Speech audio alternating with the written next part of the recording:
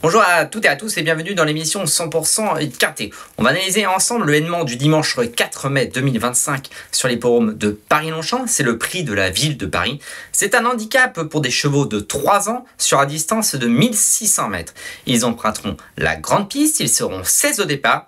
Le terrain est annoncé bon souple, le pénétromètre affiché vendredi matin 3,4, même s'il y a quelques pluies annoncées en région parisienne ce week-end, cela ne devrait pas bouger beaucoup. Sur ce parcours, les numéros à la corde, pour moi, ont une importance primordiale. J'en ai tenu compte pour vous offrir cette sélection. On passe tout de suite au tableau des partants. Alors, on attaque tout de suite avec le top weight de l'épreuve, le numéro 1, Zawan. Zawan qui avait débuté victorieusement l'an dernier à 2 ans.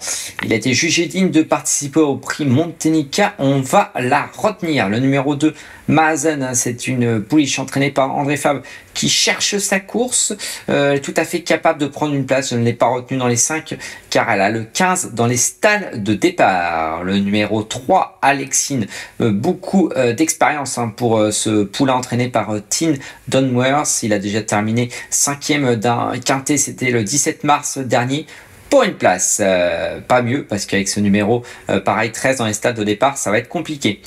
Et c'est la même chose pour le numéro 4, Zolia, qui reste sur une victoire sur sur le mile de Nantes, confié à Christophe Soumillon. Mais le 16 dans les stalles de départ, son jockey va devoir faire des miracles si elle veut faire l'arrivée. Le numéro 5, Ecto, j'ai beaucoup aimé sa dernière sortie et je l'ai retenu malgré son numéro dans les stalles de départ. Le numéro 6, El Pequeño, il faut le reprendre en confiance. Numéro 7, Rue Ernestine, elle fait toutes ses courses et on l'a retenu. Numéro 8, Green Cap, c'est également l'entraînement d'André Fabre. On l'a confié à Stéphane Pasquier, capable de prendre une place même s'il n'a jamais encore triomphé. Le numéro 9, The Snark. Le The Snark vient de terminer 2e sur l'hippodrome de Nantes. Je ne l'ai pas retenu. Le numéro 10, Ziggy Star, reste sur une victoire, a été pénalisé de 2,5 kg, supplémenté par son entourage. Numéro 11 dans les stalles de départ, ça me paraît compliqué. On passe à la deuxième partie de tableau et on commence avec le numéro 11, Summer Blue. J'ai bien aimé sa dernière sortie, c'était un handicap, le prix de la muette sur l'hippodrome de Paris-Longchamp. Michael Barzalona lui sera associé encore une fois. Attention à elle. Le numéro 12, c'est Ride On. Ces trois sorties n'incitent pas vraiment la confiance. Je le trouve un peu haut, en 34,5 de valeur. Je ne l'ai pas retenu. Je n'ai pas aimé non plus la dernière sortie du numéro 13, Too Good to Be Road. Il partira outsider. Le numéro 14, même si l'entraînement de Xavier Blanchet est en forme, on l'a vu tout récemment, ça me paraît compliqué à cette valeur pour sa pensionnaire. Numéro 15, Banma, j'ai beaucoup aimé sa victoire, je vous dirai pourquoi je l'ai retenu. Numéro 16, Orangerie, c'est pareil, ça me paraît un petit peu compliqué dans le bas du tableau, en 34 de valeur. On va tout de suite passer à la rubrique, on fait le papier.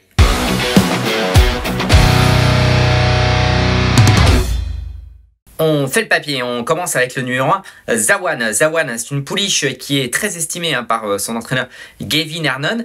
Tellement estimée qu'elle a été engagée dans la poule d'essai des pouliches. Elle ne la disputera pas.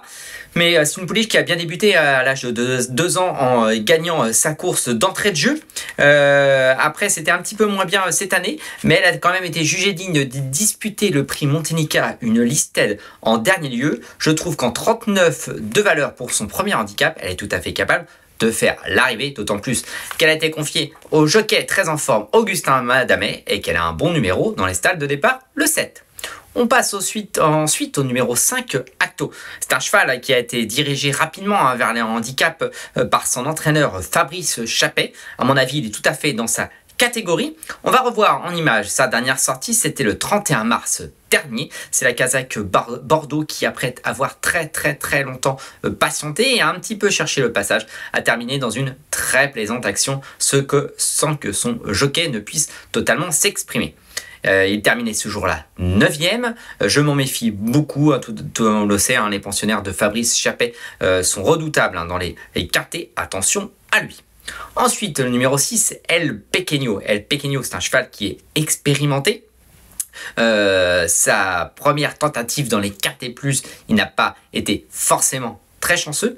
La dernière fois, c'était encore pire et on va revoir en image cette sortie. C'était le 13 avril dernier à Longchamp. Regardez, c'est la casaque bleue et rouge qui a vraiment beaucoup de mal à s'exprimer dans la phase finale et termine en roue libre à la 7e place avec d'évidentes ressources. Je l'aime beaucoup également.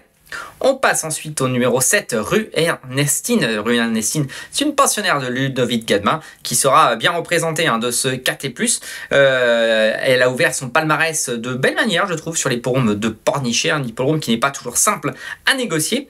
Ensuite, elle a terminé 2e d'un handicap sur l'hippodrome de Toulouse. J'ai vraiment bien aimé cette sortie. Théo Bachelot, hein, qui à mon avis avait le choix hein, dans ce KT+, a choisi de lui être associé. Les pensionnaires de Ludovic Gadmin sont en forme. Attention au numéro 7, Rue Ernestine. Elle peut tout à fait causer une surprise. Et on termine avec le numéro 15, Banma. Je l'ai dit, hein, j'aime beaucoup les pensionnaires de Ludovic Gadmin en ce moment. On va aller sur l'hippodrome de Vannes. Oui, sur l'hippodrome de Vannes. Regardez la dernière sortie de Banma. Regardez, c'est la pouliche avec la casaque bien connue hein, de Guy Pariante, la casaque jaune et blanche qui s'envolait littéralement. Regardez, 5 longueurs sanctionnent sa supériorité. Il aurait pu en avoir beaucoup plus. Son jockey a été très sage enfin.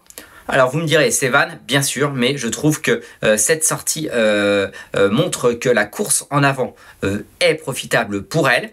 On a fait appel à Eddie Hardouin, bon numéro à la corde, le numéro 2, à mon avis, elle est tout à fait capable de garder un petit quelque chose après avoir, je pense, animé l'épreuve. On passe à la rubrique, notre choix.